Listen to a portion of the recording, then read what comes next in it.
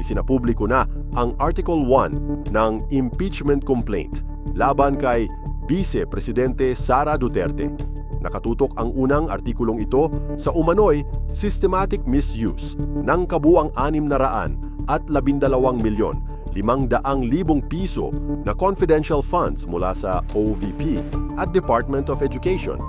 Binigyang diin sa reklamo ang paggastos ng 125 milyong piso sa loob lamang ng 11 araw noong Disyembre 2022. Ayon sa Article 1, implausible o mahirap paniwalaan ang bilis ng paggamit ng pondo dahil kasama rito ang mga non-working holidays.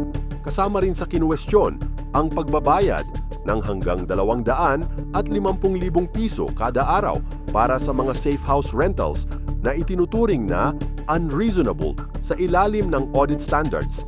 Base sa ulat ng NBI at PSA, may mga indikasyon umano ng palsipikasyon sa mga liquidation reports. Sa 677 pangalang nasa resibo ng DepEd, halos 400 ang walang record sa PSA. Sa OVP naman, mahigit 1,000 pangalan ang hindi ma-verify.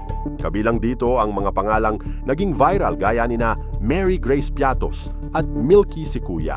Binanggit din ang desisyon ng Commission on Audit o COA na i-disallow ang 73 milyong piso noong 2022 at ang buong 375 milyong piso noong 2023 dahil sa kakulangan ng dokumentasyon.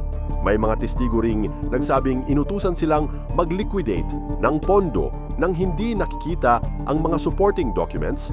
Dahil sa mga puntong ito, inakusahan ang Vice Presidente ng culpable violation of the Constitution, graft and corruption at betrayal of public trust. Ang mga aligasyong ito ay bahagi na ngayon ng formal na proseso ng impeachment sa mababang kapulungan. Inaakusahan din ang Vice Presidente ng paglaktaw sa mga panuntunan ng COA at DBM. Sinasabing inilipat ang pondo sa mga unauthorized intermediaries o mga taong walang legal na autoridad na humawak ng public funds. Ang mga aligasyong ito ay dadaan pa sa kaukulang proseso ng paglilitis sa Kongreso